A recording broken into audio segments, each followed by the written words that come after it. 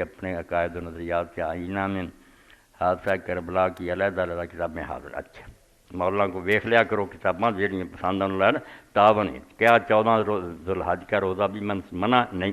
کوئی نہیں. 13 تک منع. بس 5 جڑے دن، ایک عرفے کا دن جڑا اور ایک اگلا عید 3 دن بعد، یہ انج عید انہوں قرار دیتا ہے کیونکہ عید جڑی ہے میدان عرفات دی اس طرح بھی رسول کریم علیہ السلام. چلو 2 منٹ لگ بھی گیا حضرت عمر اور حضرت عبداللہ بن عباس رضی اللہ عنہ.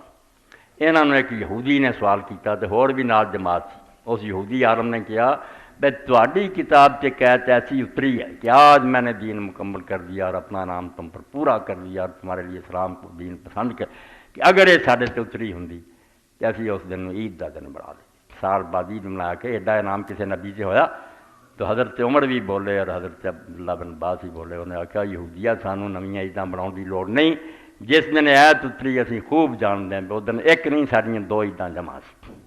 اللہ نے 2 کٹھیاں، ایک جمعہ سی اس دن، جمعے میں بھی ہفتہ وار عید حضور نے فرمایا، اور ایک پاسے عرفات دا میدان سی انہوں میں حضور نے آخیا کہ 5 دن جڑے نا عرفے تو لے کے 13 تک یہ ساری عید ہے. اس تو 2 عیداں اس دن قدرتی کٹھیاں سی.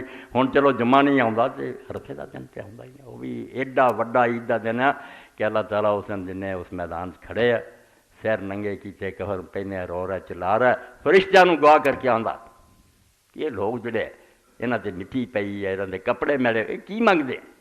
آندے اللہ تیرے کو گناہ دی بخش منگتے. تو اللہ پاک فرماؤندا گواہ ہو جاؤ کہ میں انہاں سارے بخش دیتا.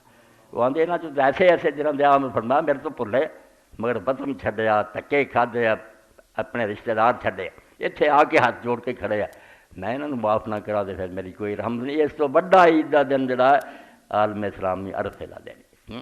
تو اللہ تعالیٰ توفیق دے. چلو اتنے سی نہیں تے اتنے